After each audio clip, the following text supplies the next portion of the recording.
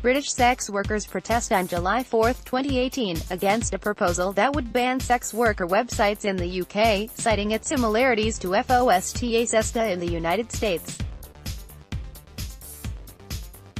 The Trump administration has removed legal representation from the list of social services the federal government provides to human trafficking survivors, a move that hinders their reintegration into society, many survivors argue.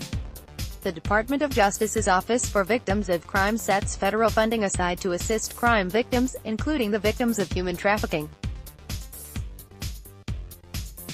Up until this month, in addition to services like healthcare, education and employment, the funds also covered legal representation, which human trafficking victims have used to get their criminal records expunged or dismissed. More than 90% of human trafficking victims are arrested for crimes like prostitution, truancy or drug possession when they are being trafficked. But the most recent iteration of the Office for Victims of Crime's budget, released on June 25, added new language. OVC funding may not be used for criminal defense services, it reads. Direct representation on vacator or expungement matters through court filings or through other litigation services is not an allowable cost under this cooperative agreement or with FY 2018 funds.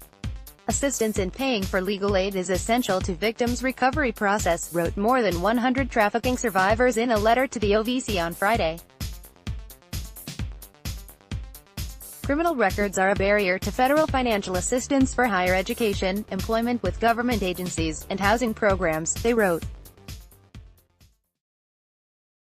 When we have a lawyer help us with the difficult judicial process, we are more likely to obtain justice and have our lives rightfully put into a place we can move past our victimization and be integrated back into society. It is incredibly important to address the injustice done to survivors and recognize that they are victims, not criminals. Gene Brugman, Freedom Network USA. While some states have their own separate budgets for legal representation under the Victims of Crime Act, it is still essential that victims not be treated as criminals for the rest of their lives. Gene Brugman, the executive director of Freedom Network USA, one of the largest trafficking victim support organizations in the U.S., told HuffPost. It is incredibly important to address the injustice done to survivors and recognize that they are victims, not criminals, Brugman told HuffPost. Vacator and expungement give survivors a real chance to move forward and provide safety and security for themselves and their families. On Friday, Freedom Network USA, along with several hundred other organizations, urged the Trump administration to rework the budget to include legal representation. The American Bar Association also wrote a letter condemning the change.